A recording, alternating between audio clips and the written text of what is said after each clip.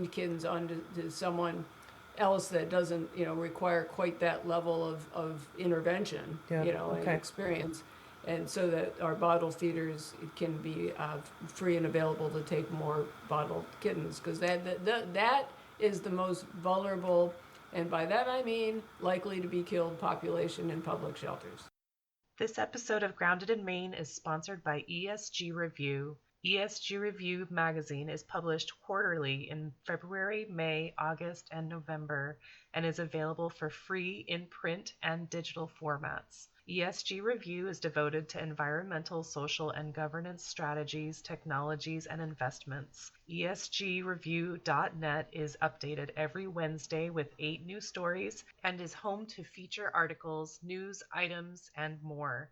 Visit esgreview.net to stay informed and help us spark the collaboration and awareness needed to develop sustainable economies and communities around the world.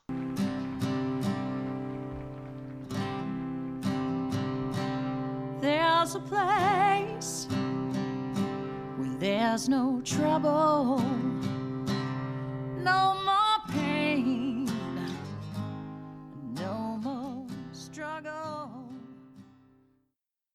Grounded in Maine podcast is an open conversation about how we show up for the world. I started this podcast out of a desire to learn new ways to be sustainable because the word sustainability is big. It can be overwhelming, and I just wanted to learn, different ways to try to be part of the solution and not feel like it's too late. So I'm talking to people who are doing different things and learning so much. I hope you are too.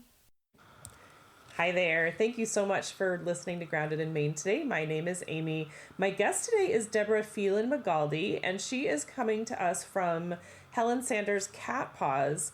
And I'm really excited about this because, one, I'm a cat lady. I'm one of those cat ladies, and I'm proud of that. and overpopulation has become a really, really big deal and so intimidating and overwhelming. And so Deborah is working with Helen Sanders Cat Paws, and she's gonna give us some suggestions and ways that they're doing things in California. So Deborah, thank you so much for being here. I'm thrilled to learn from you, and hopefully we will, make a big dent in the situation that we're experiencing everywhere. Well, thank you very much, Amy, for having me and letting me talk about this issue and about what we do, our little organization. Yes. And so Helen Sanders Cat Paws, can you tell us about where how did it start and what the organization focuses on? I mean, clearly it's the cat population, but how did that come about? Of course, thank you.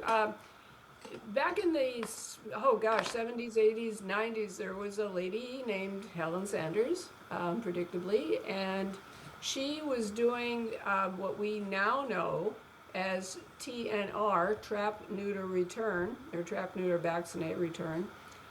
At the rocks, the jetty that jut out into the ocean at the beach here, which was at that time just overrun by what they call feral or stray cats.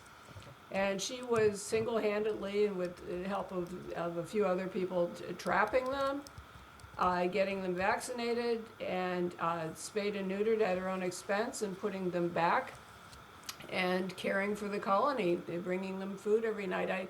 I encountered her, I met her in 2001, actually, as she was pedaling down my alley with a big bag of cat food in the back. She had a 3-wheeled bike, little trike, and I thought she was homeless. I'd see her around town, right, pedaling around, and big bag of cat food, and I thought, oh wow, that's so sad. So then I had food out for this cat that used to come around my house. I had just moved there to the little beach town from Colorado, and she kind of barked at me one day as she's going down the alley. So, are you taking care of truffles? And I looked around okay, I guess. This tortoiseshell cat that would come around. And anyway, she and I started chatting, and apparently this kitty was one that she had trapped and had fixed. And this kitty for years used to come around my house, and that's kind of how I met her. And then she passed away in 2005, and there's still some cats alive in the colony at the beach at the time of her passing, and some friends just would raise a few $100 here and there to buy food and take care of them. And finally in early 2010, late 2009, I filed the IRS paperwork and became an official 501c3. So that's where we started, with that inspiration. And then over the years, we've branched into other areas of direct rescue out of shelters, spay neuter clinics now, and some other programs to try and save more cats and prevent suffering and needless death. Oh my goodness. So you met her in 2001, you said, just by chance. And Yeah. then I she had no passed idea. away. She So was amazing that you got to meet her. Oh yeah, no, and then we had an alley relationship. She'd come down because I lived not far from the beach where the colony was at the time of cats. So she'd pedal. I was one of the alleys that she would pedal down and take care of some of the cats in the neighborhood, and so we had like an alley relationship. I'd see her, we'd chat. So. Oh my goodness. And then after she passed away in 2005, you started Helen Sanders Cat Paws in 2010. So it's been going Some 16 friends years. of hers actually started just raising a little money to buy some food, but then You as made it years official. passed and I became kind of more aware of that, I thought, maybe we should just like bite the bullet and become an actual nonprofit and see where it takes us and ways to increase our impact. Right. Oh wow. And so I mentioned very quickly, but you're in the LA area. You said you're just north of LA? South, sorry. Yeah, actually, just south of Long Beach, if people know where. So there's LA, and then Long Beach as you're going down the coast, and then I personally am in a little town called Seal Beach, but we're volunteer foster base, so we care for these cats in our homes, and our team lives in this general area. Yeah. Okay. And so we're recording this in mid-May, and I feel like it was maybe early April that I had read about a really big, and I know this is dogs, not cats, but just like a hoarding situation in the LA area where there were like 400-ish, dogs that were rescued, and it was just it's such a traumatic thing. It's so tragic. That's the word I needed.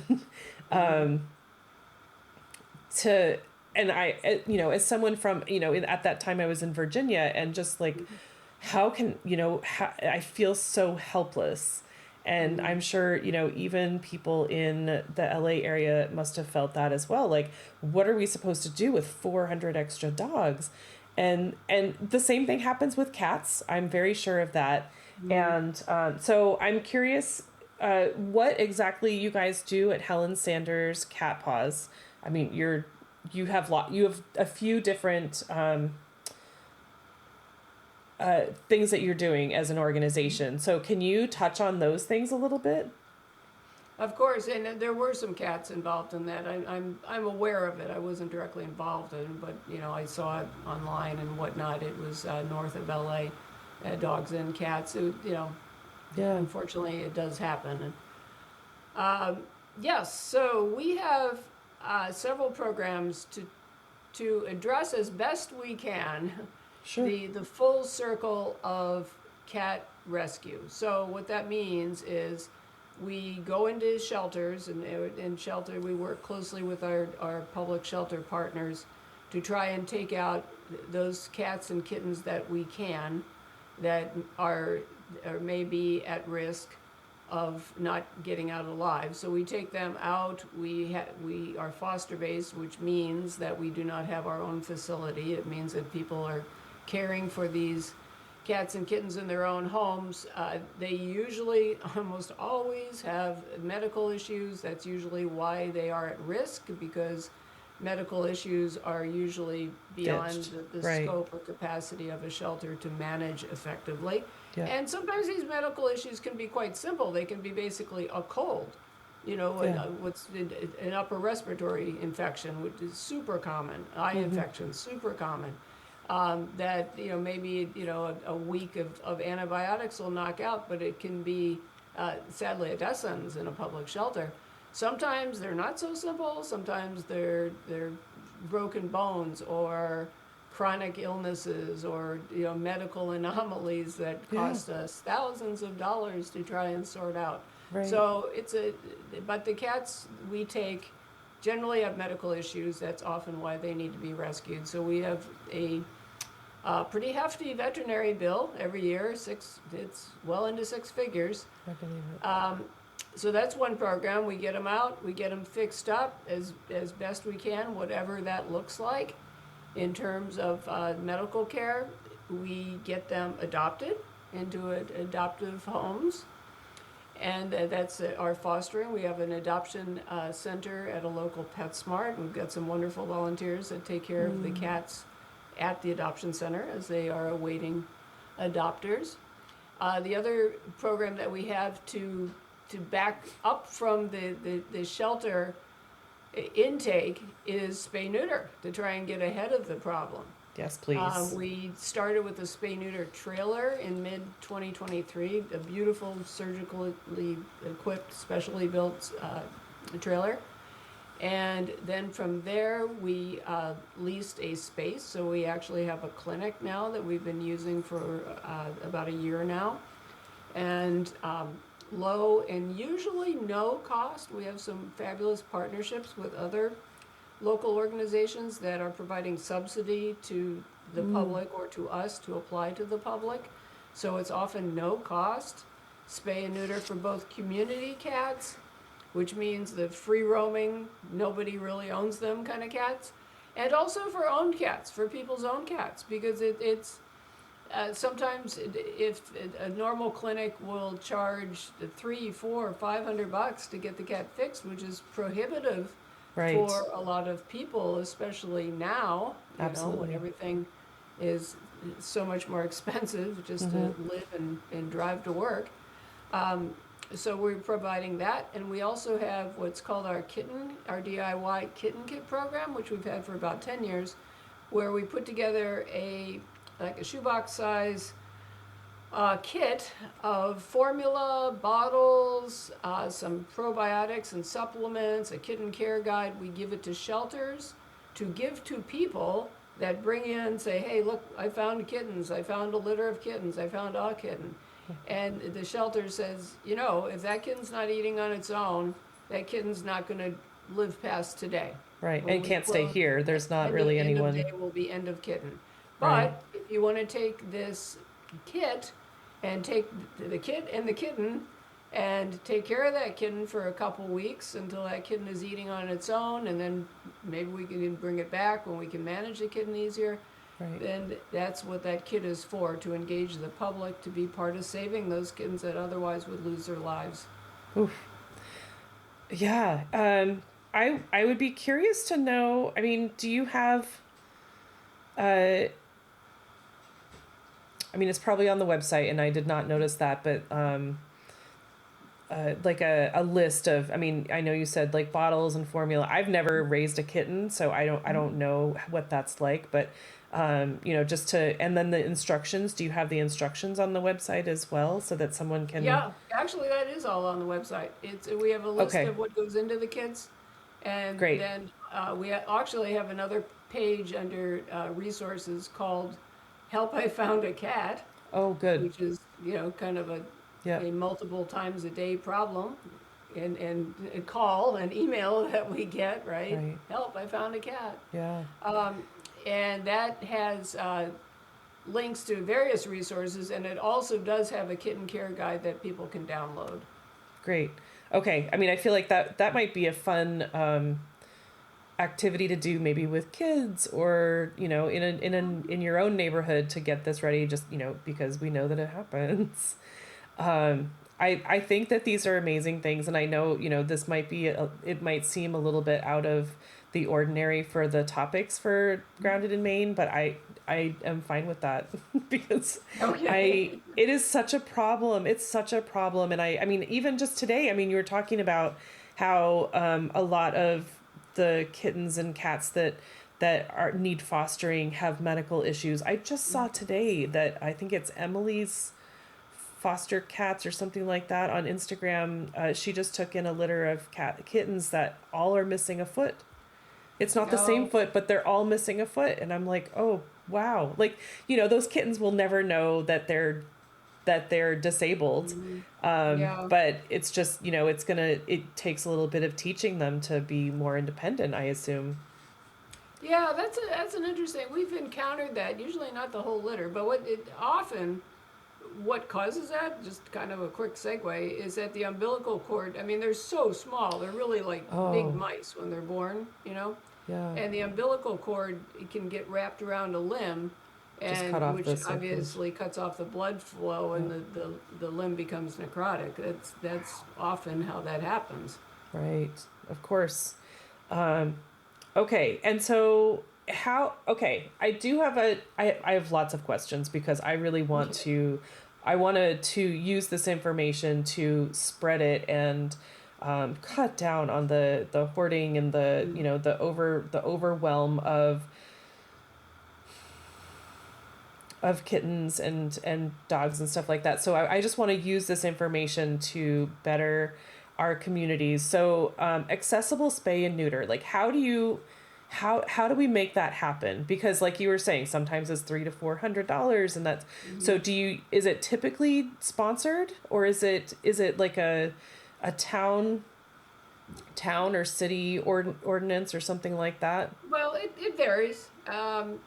Long Beach is lucky actually in that the city of Long Beach, through its animal care services shelter, provides vouchers to the public that actually are worth like $100 that take a pretty good chunk out of, for cats anyway.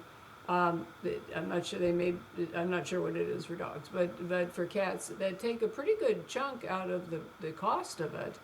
So that's one approach. Not every town does that, unfortunately. Not every city does that. Not every county does that. So we're very grateful for that, because that allows us to help a lot of people, and that helps a lot of people.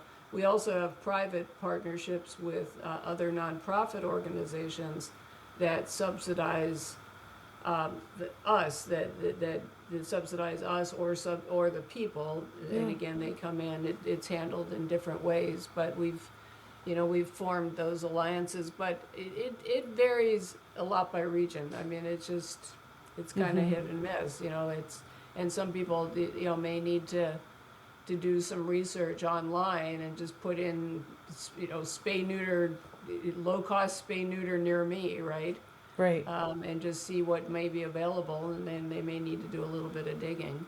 Right. Well, and then and next on that would be the trap and release programs, which I assume also are like sponsored, or is it just? I mean, I feel like I don't know. I feel like it should just be cheaper because it falls on. It falls on the vet that's doing the neutering, or the facility. Please just go. Well, there's a lot of inherent cost, and veterinarians and RVTs and vet techs. I mean, I understand that they need to get paid. I mean, they went to school for a lot of years. Right. They didn't Right. go to school for free, and a lot of them do reduce their fees sometimes as much as they can. But Right. it's a very demanding, stressful field to be in, Sure. profession. So, I'm not one of these people that say, oh, they should just be working for free. No. I don't work for free. I mean, at this I work for free, but I mean, I actually have a day job, right? Right. And nobody's, very few people are volunteering to work for their employer for free, right? So there's Absolutely. cost, plus there's consumables. I mean, we have to order the anesthesia supplies. We have to order the vaccinations. I mean, the pharmaceutical companies aren't giving us this stuff. The landlords aren't providing us the space for free. Right. I mean, there's a lease. There's Right. there's invoicing. There's accounting. I mean, there's a whole thing, right? This is, it's like anything else. I mean, we try to make it as low or often no cost as possible to the client, but nothing is free. There's a cost to somebody Right. always. Right. Yeah, and the trap neuter return, we have worked it out with a number, like I said, with our wonderful partners, so that this often is at no cost to the trappers, the Maine trappers that bring in those cats that are Right. just free roaming, to be fixed and then return them to their community, to their neighborhood. Yeah. And that's kind of what I was thinking, like to remove the barrier for the finder, so that, because that if they're trapping and then bringing in, I mean, I suppose someone could bring in their own and say, oh, I just trapped this cat or whatever, I just feel like, Well, yeah, I hear you, but when people bring in a cat through our community cat clinic, and the community cat package, what that entails, it also entails getting the tip of their ear clipped off. Okay, and that's required. That's required.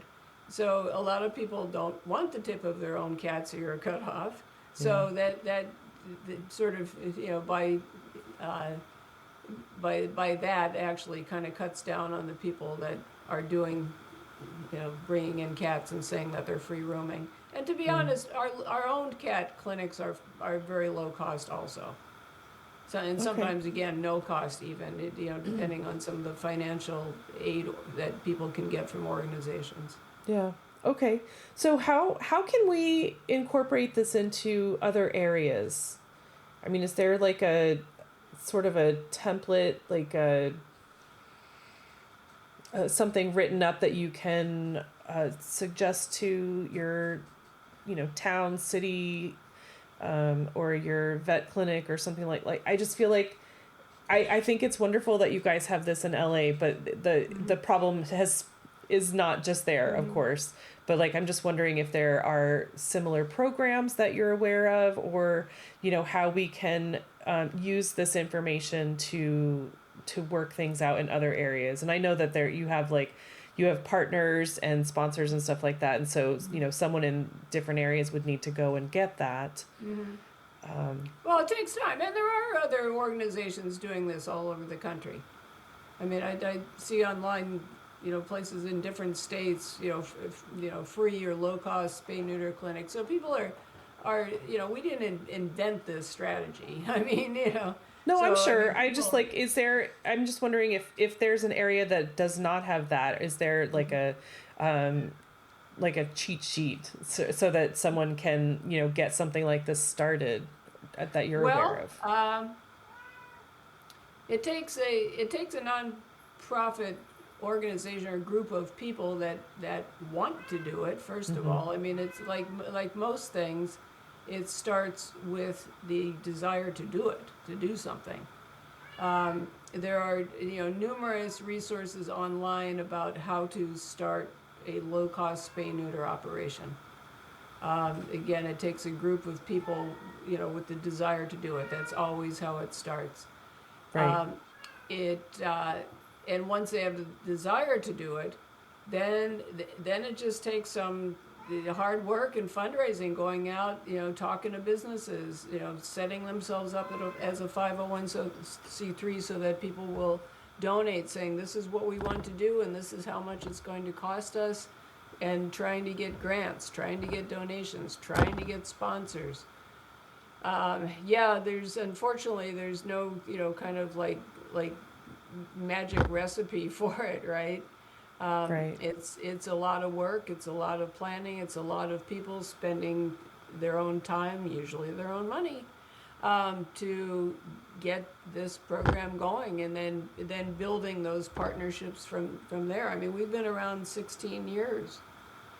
Our spay neuter clinic part is relatively new. It's only about 3 years, but even before that, we were doing our own spay neuter vouchers for years, where we would actually pay clinics a certain amount of money for people to take in their cats.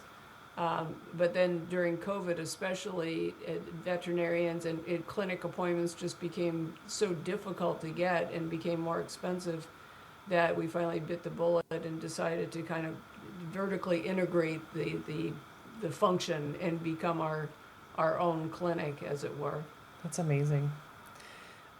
So Deborah, did you go through life knowing that this was going to be your passion? Like, have you always loved cats? I don't even know if I love cats, actually.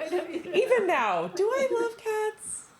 Yeah, I mean, I've always had cats in my life. Growing up, I had cats. I've had cats into my adulthood, and they've been my buddies, and I kind of understand them, I think, in a way, and I identify with them a little bit. But I think the short answer is no. I didn't dream of being involved in a cat rescue. I started fostering 20-something years ago because I had some flexibility in my job. I was working out of my house, and I figured, I could be online and work out of my house and take a break and go bottle feed a kitten, every few hours, right? Yeah. And, one thing led to another, as these things tend to do.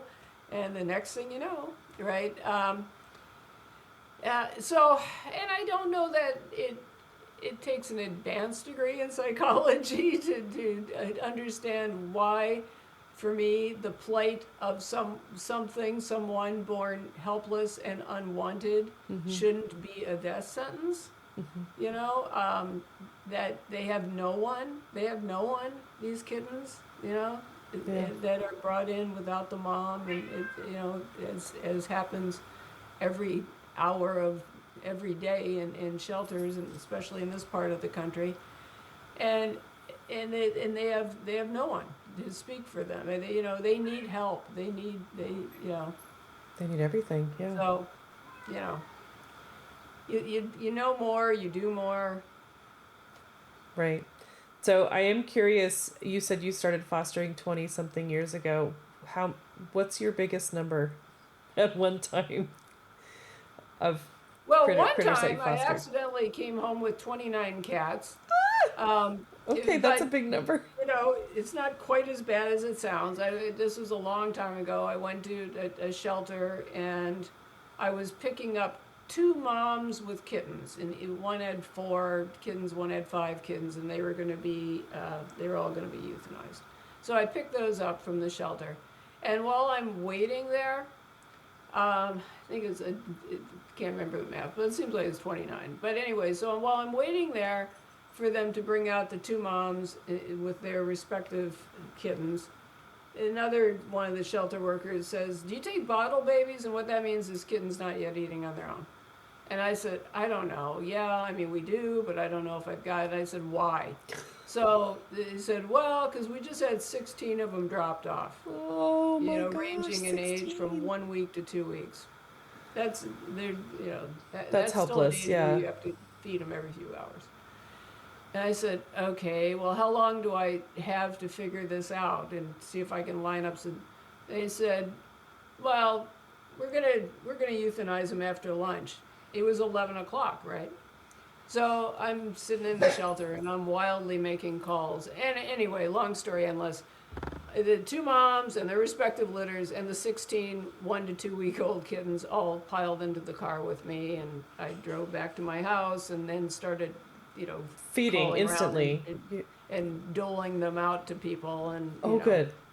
yeah. So anyway, Okay, so it wasn't for long. You had them Yeah, all. it wasn't for long, and I have taken care of a couple litters at one time myself, and moms and kittens, but yeah, that was Okay. anyway.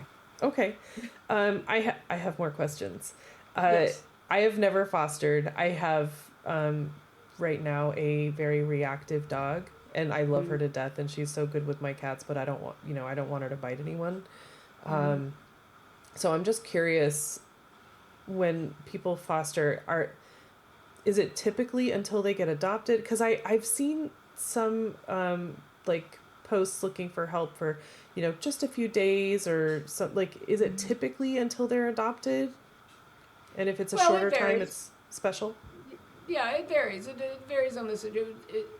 We the category of foster that is most in demand, and also the least easy to find and cultivate, is what's called bottle feeders. And those are the people that can take the 1 week olds, that you have to get up every 3 hours and feed and do all the other stuff Right. that completely helpless dependent kittens that age need. So what we do sometimes is we don't have many of those in our stable of fosters. So we take the bottle feeders, they get the kittens weaned, and then they can move on to a different set of fosters. So sometimes we rotate the kittens through our system to keep the bottle feeders doing what they do. So they're able to, rather than tie them up with kittens that have been weaned, we That are more move independent, that yeah. on the weaned kittens onto to someone else that doesn't, require quite that level of intervention, Yeah, and okay. experience.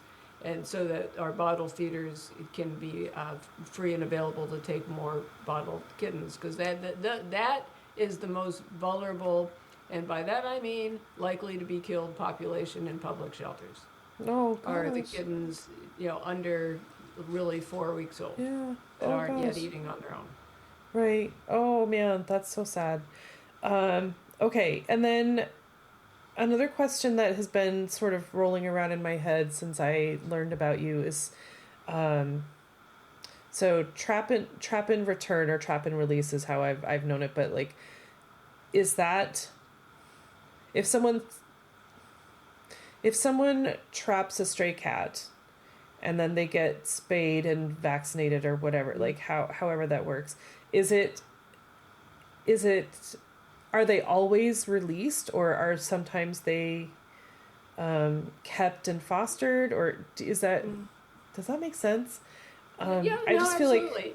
And the reason we use return, and people do say release, but the reason we use return, because it's kind of intentional. We don't typically with a free roaming cat that comes from a neighborhood that knows that neighborhood, you want to return. You don't just release them, kind of Wherever, like wherever. You want to return them to their what they know is their home, right? So, however, sometimes these cats are trapped, and sometimes they turn out to be really pretty friendly and adoptable. And if they are adoptable, and if there is a foster, there's a lot of ifs here. There's a lot of moving parts Right. in this. But if they are adoptable, and if there is a foster available, then that cat may have a chance to get adopted. And Have a if cushy life. that is the case, then that's a great outcome. yeah, that's kind of the answer I was hoping for. My girl cat, I rescued, and both of her ears are clipped. And No, when I okay. asked the rescue if she was feral, they were like, "Oh no, she was born like that, or she was in a fight or something." I'm like, "She was in a fight?" So I feel like I was kind of lied to, but I don't, she's fine. She's great. but I've always wondered, like, both of her ears are clipped. So what exactly does that mean? Does that mean that they're mean? I don't know. I'm not familiar with Oh, it's just something I've always thought of, you know, Yeah, and I then mean, typically, the universal sign for yes, this free roaming cat has been spayed or neutered is to just clip the top of one ear. So I don't know what both ears means. what that might mean, and maybe what they're saying is the case. I mean, cats, free roaming cats, especially if they're not fixed. They're more territorial. It's more males than females, but it could be both, I suppose. Yeah. They do get into fights, Yeah. and they develop abscesses on their ears I don't know the situation. I mean, Well, yeah, of course. I mean, I just they also. I mean, to the best of my knowledge, I do not know of a protocol in which both do ears both. are snipped for whatever reasons. Yeah, I mean, she also has a nub of a tail, and they told me that she was born that way. But I Well, think it that's also, possible. That I think it happens. also kind of Sometimes hurts there's her. an injury. So That I happens. don't. Anyway. She sounds cute. She sounds adorable. Oh my gosh, she's the cutest thing ever. Okay, so what to think about the best way to use this information. So, and you're saying fostering is sort of the hardest way to go, but it's also the most important, or one of the most important. Well, I don't know. I mean, I don't know if it can be hard. It can be time consuming. It can be, emotionally challenging sometimes. But it's also extraordinarily rewarding. Right. Yeah, for sure. Okay. And so there's always a need for fosters, I assume, right? Yes. Always. Yes, huge. Always. In LA for sure, and probably all the other big cities and most places, I would think. Okay. And we need to are there okay, so I'm probably asking another question that you may not know about other areas, but so with trap and release, just are there like traps available for people to do that, or is this something that you invest in on your own to get the trap and make the plan to bring them in? Well, we have traps that we can loan, and a lot of shelters actually, again, in this area, I mean, I don't, it's a big country. Don't know what other shelters have in place, but in this area, some of the public shelters will loan out traps. Some private organizations, nonprofits like ours, will loan out traps. We've invested and bought traps that we loan out. That's great. Sometimes. People, if it's something that people decide that they like to do, they see a bunch of cats and they think, you know what, I can do that. They go online, they watch a video on trapping. This has happened. We've had a number of first-time trappers come into our spay neuter clinics, and they invest in their own traps. Mm-hmm. I mean, a nice good quality trap can run over $100, so they're not free. Right. But some people decide to get their own, or again, perhaps they can borrow one from a nonprofit or a public shelter. Sometimes have traps to lend. Right. So I mean, if you're able to pay for that, I mean, I can understand both ways. Like I would think having your own, because then you don't have to drive somewhere to go get it, or depend on it being available when you need it. Yeah. But also, that's a good amount of money, especially if you have to pay for the spay neuter also. I mean, I know that my ex-husband's aunt in Houston does a lot of trap and release of stray cats. And I'm sure she had her own traps. But, okay. And then spay neuter, it's so important. It is so important. Yes. We were talking before we hit record. When I was in Virginia, it's such a big problem, and I can't support that enough. I just feel like we need to figure out how to, I guess, get sponsors for spay and neuter for clinics or vets to be able to offer that for, so that the barrier is not there for people because overpopulation of animals is tragic, and it is so heartbreaking, and it's unnecessary. Like it doesn't need to be like that. Because Yeah. I know that I mean in Maine and New England even like we take a lot of animals from the south from the overpopulation because for some reason I don't know, I guess the spay neuter situation is better in the north, and so Yeah, hard to say, but I know that there's a lot of transports that happen from, from Texas. The states that kill the most animals, frankly, are Texas and California. wow. That is so sad. I mean, I know that my dog Whitney came from Georgia, and my first, I want to say Bella, my first dog came from Arkansas, maybe.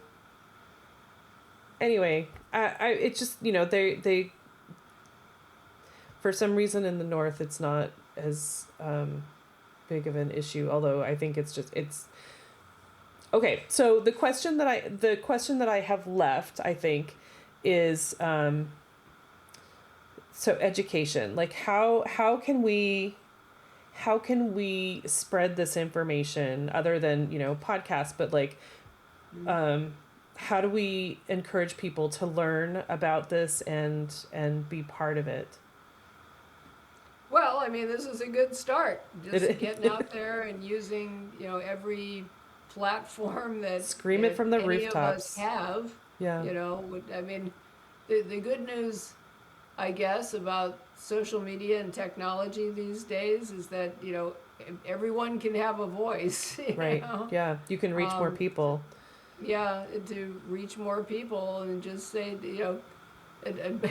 just think back to Bob Barker, right? I'm kind of dating myself, but Yeah. Bob Barker, it was so ahead of his time. Spay neuter. For sure. So now Decades. all of us can all of us can sing that refrain, right?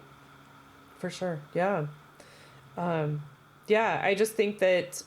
I think that what you guys are offering it's such important information. And I love that you have the kitten kit available so that, and you have the template so we can go to the website, and do it as a community, like put some kits together. I mean, this is a perfect time. It's spring in Maine, Yep. and New England.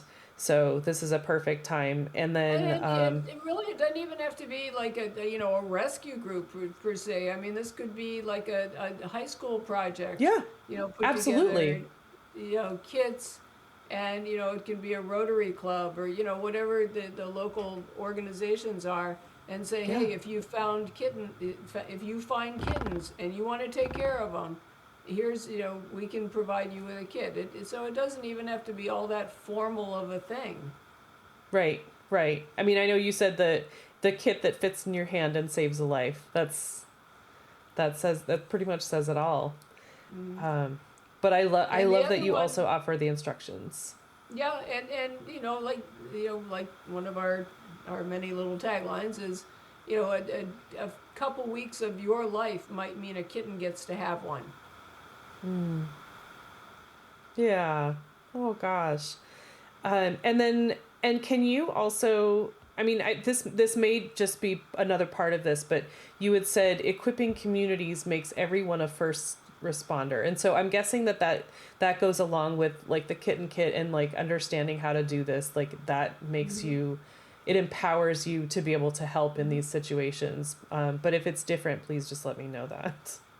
Yeah, no, I mean, everybody can be a rescue. Yeah.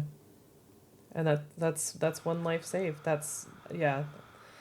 Yeah, I mean, Okay. you don't have to do everything every day. You don't have to be part of a rescue organization. Right. It's not a per 24-hour, se. I mean, it doesn't have to be a 24-hour job for you. Save the one in front of you that day, and everyone can be a citizen rescuer.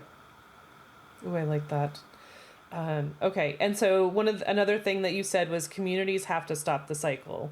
And so that's what we're doing here. We're educating, we're talking about the issue and talking about the different ways that there are out there to stop the overpopulation. And so we need to stop the cycle 100%. Yes. And lobby, there's a political aspect to this too, a legislative aspect to it, to lobby your local city, municipal, county, whatever, up the chain, representatives to shut down the backyard breeding. Oh my gosh, put, yes. Real penalties in place. I mean, that tends to be more dogs than cats, the intentional breeding. Cats are more kind of like the oops, just didn't get the cat fixed breeding. But dogs are more intentional breeding. And that's a problem too. These big dogs, that people say, I can sell pit bull puppies for $200, $300 each. Well, pit bulls are the most killed animal in California, most killed dog species, pit bulls, the huskies, the shepherds, the big dogs in the California shelters. And a lot of them wind up there because they were, bred and somebody thought they could make a couple, bucks off of it. It's a sin. Yes. Yes, it is. I mean, I my Whitney girl, I think she would be one of those if I had not found her. So she's stuck with me.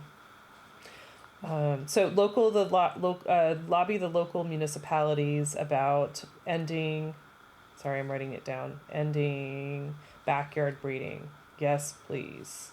Yeah, the unlicensed breeders. Right. And especially, like, I know where I was in Virginia, they would be like, oh, it's a so-and-so mix. That's great. I don't know what you're expecting to get from that. But that's absolutely true. Absolutely true. Okay, so Deborah, is there anything else that we did not talk about that you would like to mention? I do have a couple of quick questions afterward, but I just want to make sure that I'm giving you the opportunity. Like I said, we don't have to do everything. And when we think to ourselves, oh, that's horrible, someone should do something. Well, you know what? Grab a mirror. We're all someone, right? Yeah. If you like our work, we're in SoCal, Helen Sanders, catpaws.com. We try to chip away at the problem in front of us and try to make, our corner of the world just a little bit brighter. And we can all do that. We've all got so much time and life to spend one way or another, and maybe spend a little bit of it doing something for someone else that can't help themselves. Yep. That's the message right there. And this is probably this is an unnecessary question, but I'm just curious if you've kept sort of a tally of how many animals you've saved in your 16 years. Yeah, no, we kind of know. We weren't great at database the first few years, but we've gotten better at it. We actually, have data now. But I would estimate probably over those 16 years that we have directly taken out of shelters, probably, I would say, 5,000 cats, roughly, give or take. 5,000 cats. And we have spay-neutered just in the last 3 years of our relatively fledgling program, over 3,000 now. So if you look at the exponential breeding potential, thinking about how many that could be of those, do whatever math that is. Right. Oh my goodness. Okay, those are good numbers. All right. So I mean, you had just answered one of them. So one of the questions that I had is how people can find you, and so you're HelenSandersCatPaws.com, right? And then what does the word sustainability mean to you? Whether it be about cats or animals or not? Well, cutting down, just reducing the overpopulation makes our shelters more manageable and more sustainable because there's not so much impact on the shelter staff, on the resources. There's never enough money for everything, right? So, and mitigating the free roaming population of, cat colonies by, through attrition, makes those more sustainable, makes our communities, more peaceable, because people aren't complaining about the cats Yes. fighting and digging up their yards as much when everyone's fixed and when the colonies shrink through natural attrition. Right. So sustainability to me is learning to live with maybe just a little bit less, so that others can simply live. I mean, that old adage, that old bumper sticker, live simply so others can simply live. Yeah. Maybe to me, that's kind of the essence of it, perhaps. I love that. Okay. And I think that's all we need, right? I mean, and I love that you said, think about someone else other than yourself. And, even though they may be a stray cat or a brand new kitten, like they have value and they deserve a chance. And I love that. I love this message. Thank you so much, Deborah. I really appreciate this. And I so appreciate all that you guys are doing. And I am so grateful for all this education that we can bring to our own areas. No, thank you very much, Amy. I really appreciate your time and having me and hearing our message. Yay. I just want to take a second to thank my guest again for speaking with me and sharing such great information. I love having these conversations with folks. I also want to thank Buzzsprout for hosting the podcast, for Jane Bolduck and her music genius, for Becca Coffron and her award-winning artwork. And thank you for listening. I appreciate that so much. Please check out the show notes for any links and extra information. And if you would like to follow my guest and find out more about them, I'm sure they would love the follow. And if you don't mind leaving a rating or review wherever you're listening, and just help to get this podcast in front of new eyes, that would be amazing. I would really love that. And feel free to reach out to me on the socials and let me know what you're thinking. And if you would like to be a guest on the podcast, please let me know that. I would love to have a conversation with you about sustainability. All right. Thank you again. I hope you have a great rest of the week.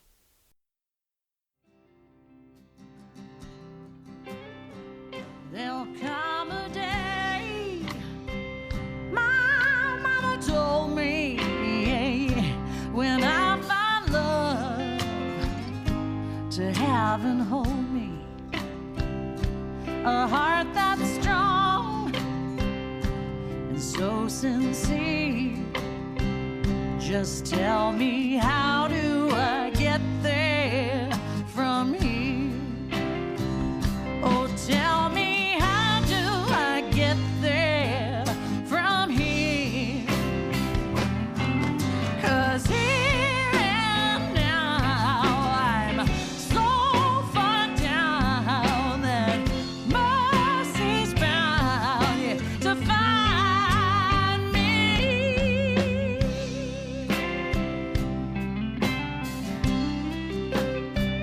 We'll find a way to soothe the sickness. We'll heal the hate with sweet forgiveness. Wages of war will disappear. Just tell me, how do I get there from here? I wonder, how do I get there from here? Yeah, 'cause here and now I'm so far down and mercy's bound to find me.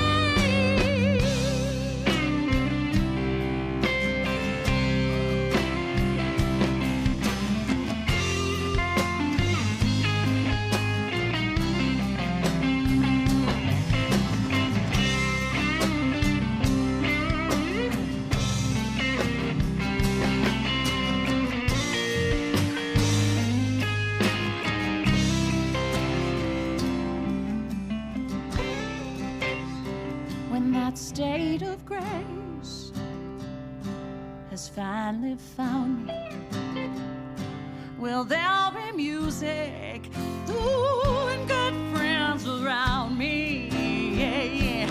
And I'll just smile through happy tears and wonder